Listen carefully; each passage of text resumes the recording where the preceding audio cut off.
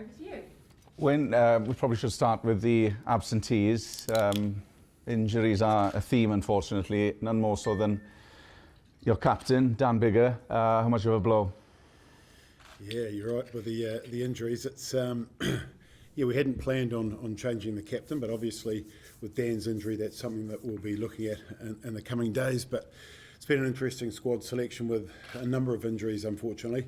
But with that comes opportunity. And in terms of Dan, his injury, we'd expect him to be playing by probably the end of the autumn series, back available to play rugby. But of course, the last game is against Australia, so that rules him out. So we haven't selected him on that basis, but we don't think he'll be out of the game too long. Which is good news, but you've opted not to pick a captain in his place. What's the thinking behind that? Obviously, there are a few candidates around. Yeah, there are, and you know, for different reasons we could go in a number of different ways. So we just want to see who comes through club rugby this week, and then internally we'll name our captain, and we'll let you know as soon as we do that. So will it be a captain for the series, or will you go by a Yeah, there'll be a captain for the series, but if you look at, 4 test matches is a big ask these days for any one player to start in all 4. So that may well be that we have more than one, but we'll certainly be looking at leaders in the forwards and back. So you'll have a captain and probably a vice captain. Dan has been such a fundamental, integral part of your team. You've mentioned opportunity, but it doesn't take away from his absence. Yeah, look, he's been a major part since the new coaching group's been in place. He's played the majority of the games, so look, he offers a lot, not just on the park but off the field as well. Anyone that's played 100 test matches does that. So look, he's a big loss, but Gareth was his understudy, if you like, on the summer tour recently.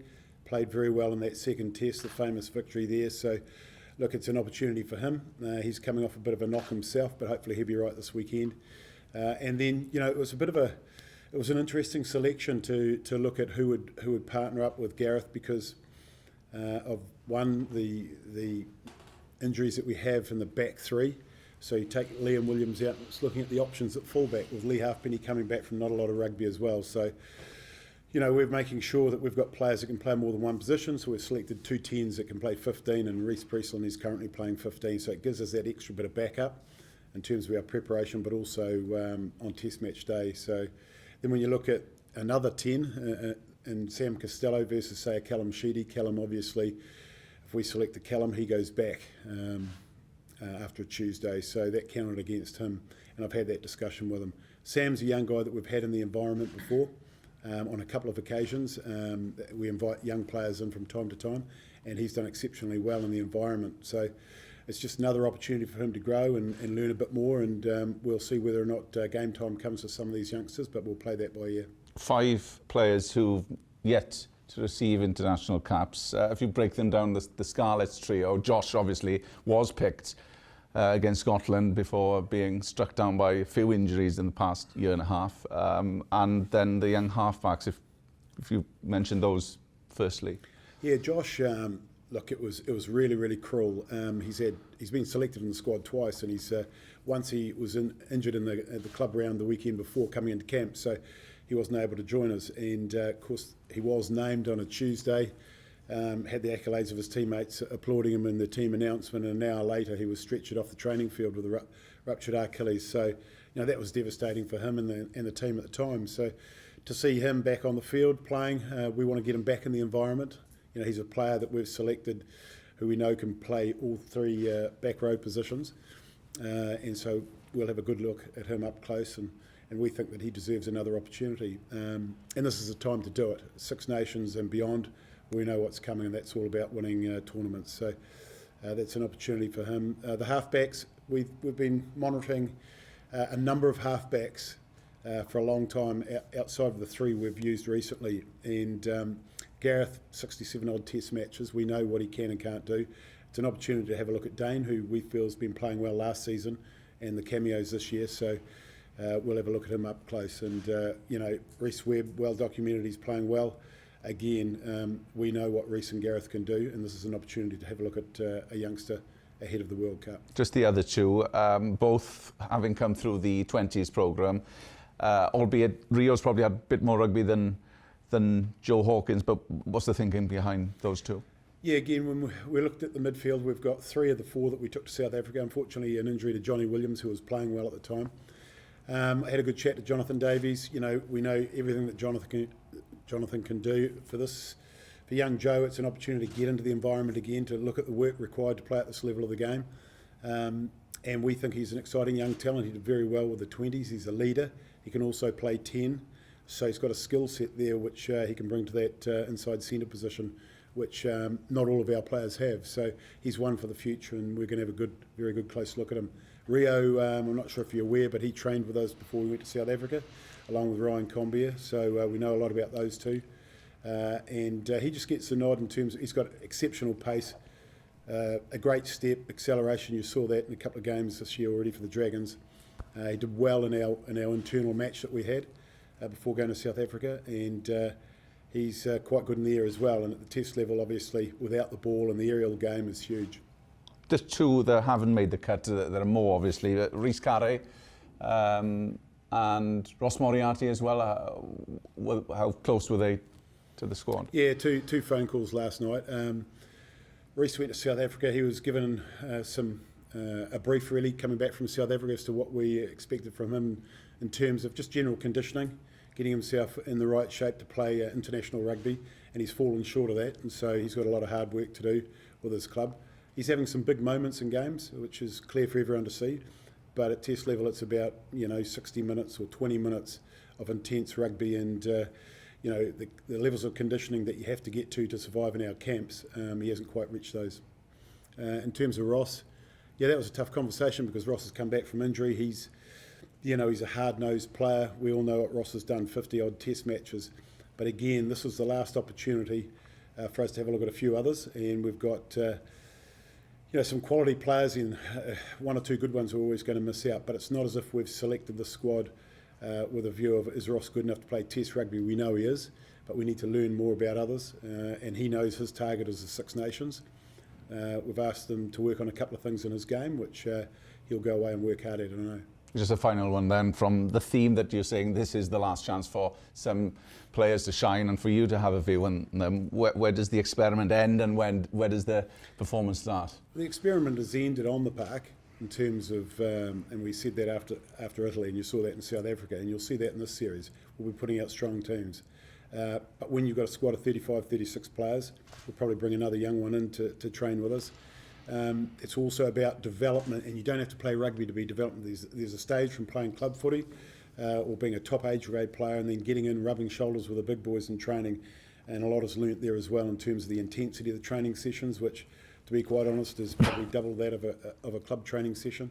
And the players are really, really tested physically and mentally in these training sessions. So players learn a lot, and that sets them up for future campaigns. So there's a bit of the here and now. Obviously with the players, and you probably go through the list and work out who you think would be in a starting team, and then there's a group of players coming in that are going to hopefully be big players for Wales in the very, very near future. Thank you. The younger players coming in, presumably if you didn't pick them now, they wouldn't have the time to stake a claim for the World Cup. Is that a fair assessment? Yeah, that's very much part of it, but also, and as we've seen this time around, there are injuries, a week out. We've got another round of games to go, touch wood. And so leading into a World Cup, we've seen in previous World Cups, Gareth Anscombe, classic example, Rhys Webb in the past, other players who've been injured in the warm-up games and haven't got on the aeroplane. So we know we're sort of planning for the worst case scenarios, if you like, and we don't have some matches like Ireland's taken teams to South Africa, and other teams are playing Barbarians and other matches. So we don't have any A matches, so this is an opportunity for us to have a look at some of these guys who may be called upon. If not, they'll be in a good space post the World Cup when there's normally a bit of a changeover in personnel. Talk about flexibility as well. Louis Rees-Samity's named as a fullback, is that correct? No, that's probably alphabetical, is it? Yeah. It's probably one of Verity's things just to throw it out there. Louis, we know, can play fullback. Josh Adams can play fullback. Reece Priestland's playing fullback for his club. Gareth Anscombe's played fullback in the past. So we have a few options here, but he's certainly one of the options.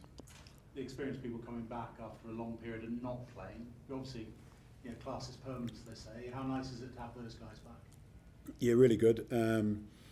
There'll be some more game time available this week, and Lee Halfpenny's just steadily got better and better, and it's the things that probably a lot of people don't see: positional play, the little things in wide rucks, maintaining possession, getting in early scanning, securing ball for us. His goal kicking is obviously going really, really well, and he's just getting tidier and tidier each week as he's getting his confidence back, and I think you'll just see him growing. Tips is a class player. Justin's a class player, and I've no doubt that he'll be firing ready to go in time for these internationals. And Ken, you can see in his game the frustration of where the Scarlets have been, and he's throwing himself about, and each game, each outing he has, and each week in training, he'll get better and better. So look, they are quality players, and they bring a huge amount of experience. And finally from me, has there been a better time to play the All Blacks to try and end that record since 53? If you look at their summer, they were vulnerable, but they pulled it together a bit. Yeah, I wanted to play them in 216 straight after was it 216? No, when did we go down there? We were going down there 220, I think it was. But COVID prevented that. That was the time we were really keen. Last year we were outside the window, so that played a factor. And we've probably got the same amount missing, a little bit more with injuries. So, look, we love playing the All Blacks. It's a fantastic game. There'll be a sellout crowd, I've no doubt. The atmosphere is going to be like it was pre-COVID, with the bands, all the excitement.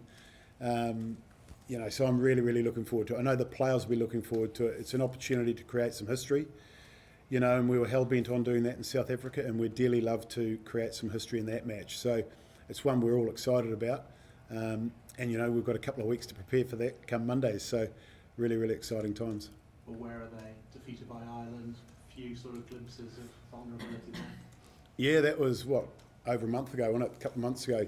I think if you look recently, we review every club game on a Monday, Tuesday, and then we go back over the All Blacks Australia South African series with Argentina. We looked at that All Black Australia game. The pace of the game, it's a different game.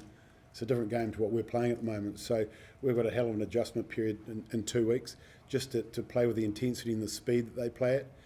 Australia as well, and they put 40 on Australia and 50 on Argentina.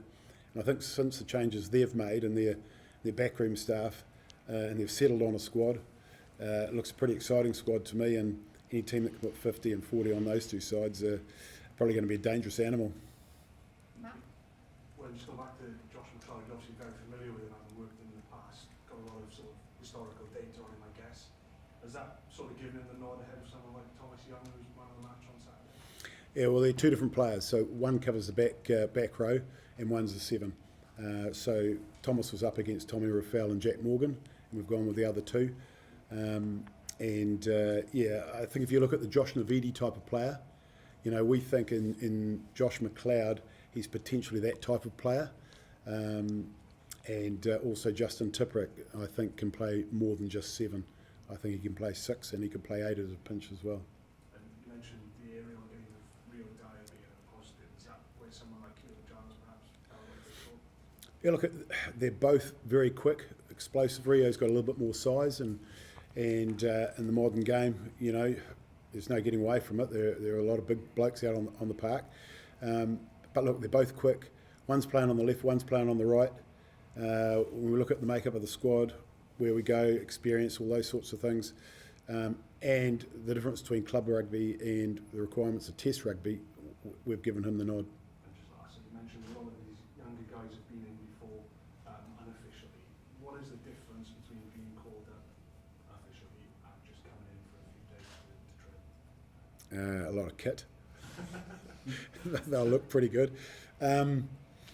No, look, it's one thing to be invited in as a youngster, and you're there to learn, but to actually be named in a squad, you're a step closer, aren't you, to getting onto the pitch.